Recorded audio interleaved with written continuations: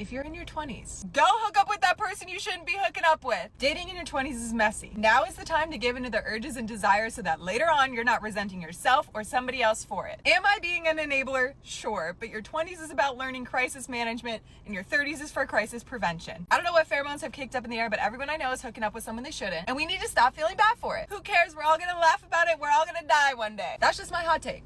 What a stupid bitch! So I'm a sex worker, and here's a day in my life. I started my day off by talking to you guys on OF, which is always so much fun. Then I had to take a few pictures. Then I took a nap because I was so tired and I had to go to the club tonight. Here you can see me getting ready and on my way to work. Here I'm at work. We got these mirrors for like a Christmas present and they are so cute. I got off work at around 5 a.m. and then I ended the night by watching a Barbie movie.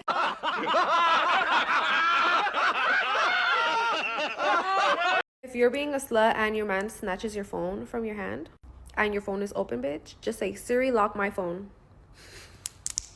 Locked. Siri is gonna lock that fucking phone. So save this, okay? If you are being a slut and your man snatches your phone, say, Siri, lock my phone. Siri, lock my phone, and it'll fucking lock. You're welcome. City girls up. Anyways. She's a whore. If you consider yourself a person that would never date an SW worker, an OF girl, or anything like that, I'm going to tell you why you should change your mind. Because OF girls, all the friends that I have that do it, are the most giving partners you will ever meet, and also just like so full of love. But like this one girl gifted her boyfriend a Rolex for his birthday. You don't want a Rolex? One, we can always travel. If we pay for the Airbnb, it's a tax write-off if you make some spicy videos in there. Okay, are you starting to like catch what I'm saying? If you mention something, like they'll probably buy it for you. Like your birthdays are gonna be lit, holidays are gonna be lit, and you're gonna get to travel all the time. So I think you should reconsider and date an OF girl. As someone who sleeps with men for a living, one of the most common questions I get asked is, how do I handle sleeping with men that I'm not attracted to or just who aren't attractive in general? My honest answer to this question is probably gonna be kind of disappointing because to me, that question is kind of akin to asking a therapist, oh, how do you handle talking to clients that you wouldn't want to be friends with in real life or who you don't find genuinely interesting? There are a lot of things about clients that can influence how comfortable I feel during a booking or how much I enjoy it, whether I have to grit my teeth to get through it or I'm genuinely having a good time. But for me personally, the way that they look physically is not one of those factors. When I'm working, I'm focusing on providing the best service I can to my client, and I'm focused on making a genuine emotional connection with my client, if that's possible.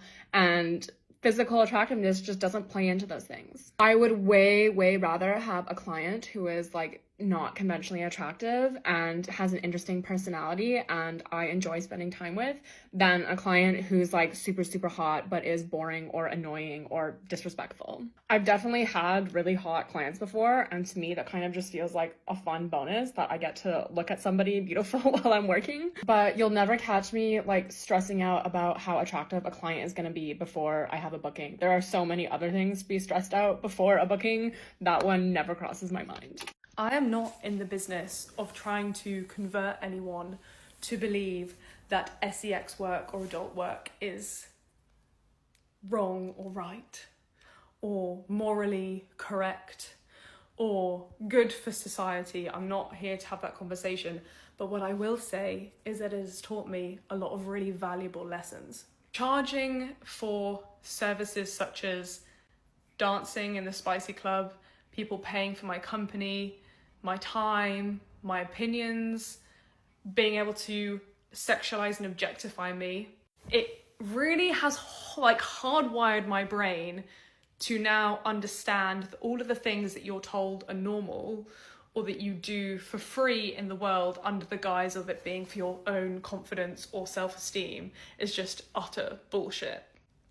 Altering the way that your body naturally exists, whether it's shaving, tanning, like procedures, makeup, doing stuff to your hair, whatever it is, if you are doing that for somebody else as a requirement for them to like you, that is a luxury and that is a request that they should be reimbursing you for.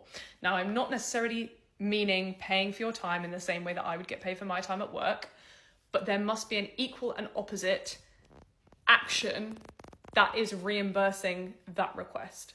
Because I beg of you this summer to not waste any of your time. Don't waste any of your time. You're too good. You are too good. You are too valuable. That is what this work has taught me. None of this stuff should be for free. Please do not undersell yourselves. Do not undersell yourselves. It is summer. Get out there and be a goddess, please. And get paid. Whether it's cash, whether it's dinner, whether it's getting picked up, just general princess treatment. If you're putting in effort, get it matched.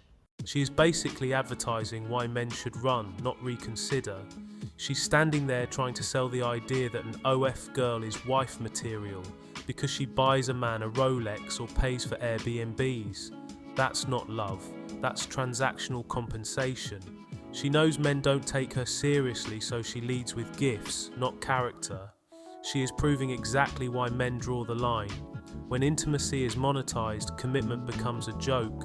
She's telling men to ignore the fact that thousands of strangers have seen her body, but focus on the presence instead.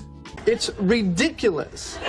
If she can turn intimacy into a performance for strangers, imagine what happens when a regular guy starts dating her expecting something genuine.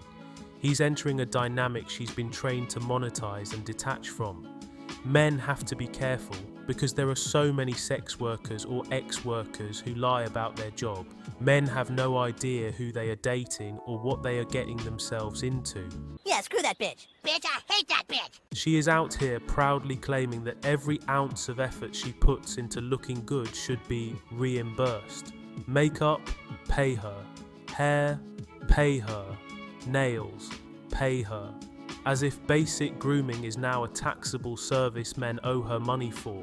But notice how this logic only goes one way. Because if a man said the same thing, if he said, I went to the gym, I bought aftershave, I got a fresh haircut, she should reimburse me for that, the entire internet would call him delusional. This is what happens when woman's entitlement gets repackaged as empowerment. It stops sounding empowering and starts sounding insane. She belongs to the streets. Real men of genius.